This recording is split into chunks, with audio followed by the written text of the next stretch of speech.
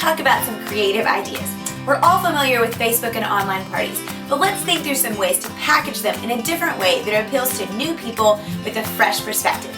Idea number 1 is a Shop Like a Book Lady party. This is a Facebook party or an online squee party where you're offering your discount as a book lady.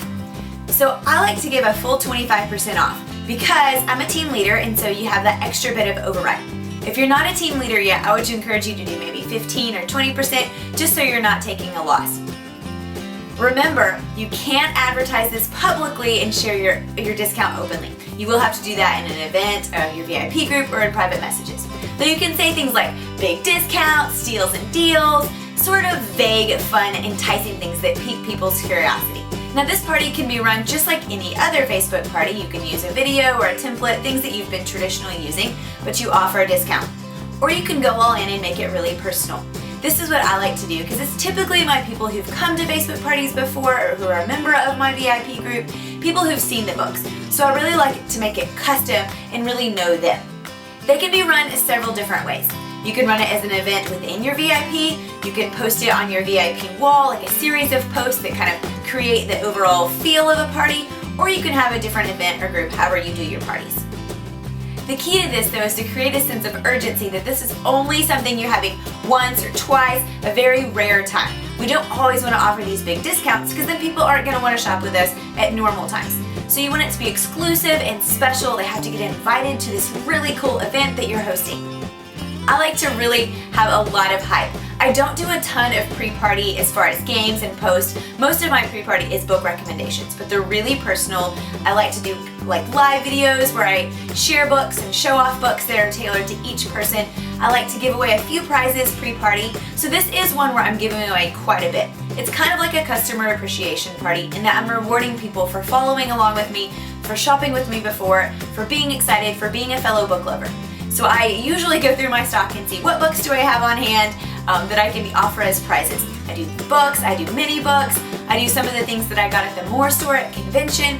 I've even done things from Amazon Prime, earrings, necklaces, bracelets, all kinds of fun little perks just for being a book lover. Now you can't incentivize joining, but during my party I always incentivize asking me questions. So they get a prize or a mini book or something for sending me a message about being a book lady.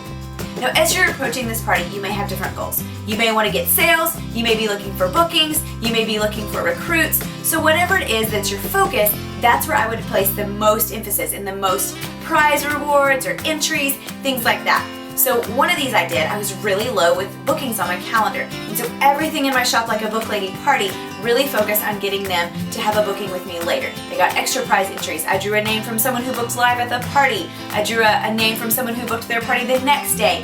And so I gave away quite a few things, but I got them there. I got them to my party with a fresh perspective, but everybody gets a discount. Just the practical aspect of this, obviously Home Office doesn't offer the discount and we can't add it to our e-commerce site. So you'll need to do it through a PayPal or through a Square invoice. So you can either refund it through PayPal or a check, or you can send everyone invoices. I like to use Square, but typically I just say in like little small print, like your refunds will be processed within 24 hours through PayPal or a check. And then I just send everybody who orders a little Google form that says like, how would you like your money back? Thank you for shopping with me. And, you know, that kind of thing, and just gather their information. I do think Shop Like a Book Lady parties are really fun because you get to show off your personality. These are your people, this is your tribe, and so having a few selfies, having some pictures of your kids, telling kind of your past adventure, it's a great thing to do at an anniversary or like at a big new release thing, something that you're really excited about because you get to show your passion. So it's a great chance for you and your tribe to connect. So remember, the basics of a Shop Like a Book Lady party are to make it something different, exciting, and exclusive, and to offer a discount that really draws people in, and then to focus and reward on whatever it is that you're needing, whether that's booking, recruits, or sales. Have fun shopping like a book lady! Idea number 2. This is a mystery hostess party. You may have heard of this, but there's lots of different ways. So basically, a mystery hostess party is where you are the host, and so you're the one doing the inviting and the consulting as the book lady. But the winner of all the hostess rewards is unknown, hence the mystery part. So you're inviting people, you're getting them to the party with the idea that somebody who's coming is going to win all of the rewards. Now, legally we can't make it where they have to order to participate. It's kind of like a national rule. So there has to be other ways for people to enter. But I always like to incentivize and really reward those people who place an order. I have different levels when I do a mystery hostess party. So for example, they might get 5 giveaway entries if they order $20, but 10 giveaway entries if they order $40, or 20 giveaway entries if they order $80, something like that, where they're rewarded for the more that they order, or there's a bigger chance that they're going to get all of those hostess rewards by placing a bigger order. I also like to have a new theme when I do a mystery hostess party. I've done ones that were DIY. I did a fixer-upper with Joanna and Chip Gaines because I love them. I've done a flashback to the books where it's like 80s themes and I was wearing like spandex and like weird earrings. So having something that's different and fun because you're approaching it from a different way. There's already an appeal because they could win all of those hostess awards without actually having to host, but it's also fun because there's a fresh theme, there's new excitement, there's just a different feel because a lot of times the guests that you're inviting have already either been a host or a guest at a previous party that you've done. It's a chance for you to think a little bit outside the box. Maybe pick a hobby or a series of books. It could be That's Not My Book Party, I'm giving the rewards away, or something fun. So thinking outside your box, inserting a little bit of your personality, and really marketing to show off that you guys, the guest, could win all of the hostess rewards. Now from a practical standpoint, what I like to do is when I'm first announcing this party on the party page or party group, whichever way you party, I like to share the rules. I like to let them know how they're earning the entries, what the actual prize will be. Typically, I use a link that I've already had open, so I know I can guarantee that they're gonna win $100 in reward books or $200, whatever it is. But if you don't have an existing link, you can decide that you're gonna offer a certain amount guaranteed. That way you know that people will participate because there's a guaranteed prize that someone will win. I also do a lot of giveaways throughout. So while one person's walking away with all the mystery hostess rewards, there will be perks for people who participate and join in all during the event. So I list all of this up front with a post or a graphic that explains how they get the points and what they're working to win. So the actual event will be run very similar to traditional parties that we do, other than the element of creativity, a different approach, and not knowing who's going to win their rewards.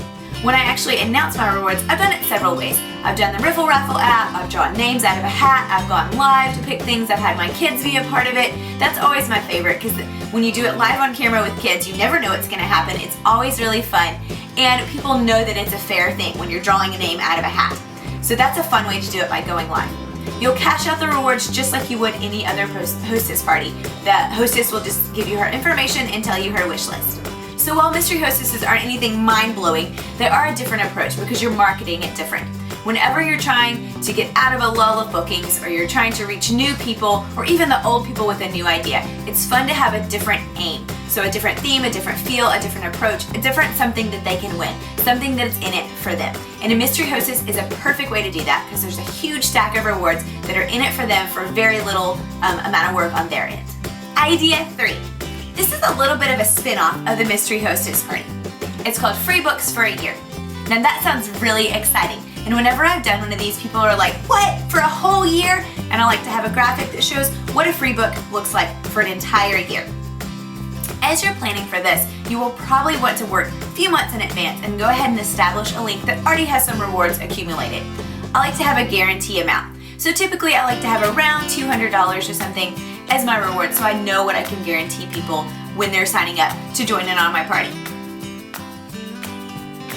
I keep the whole thing based on a calendar year. So when I'm sharing about being a book lady, I talk about I love being a book lady in every season of the year. And I have some fun pictures of things we've done at Christmas or in the summer or in busy season of the fall or in spring break, all kinds of things. So I'm showing that a book lady is well-rounded for the whole year.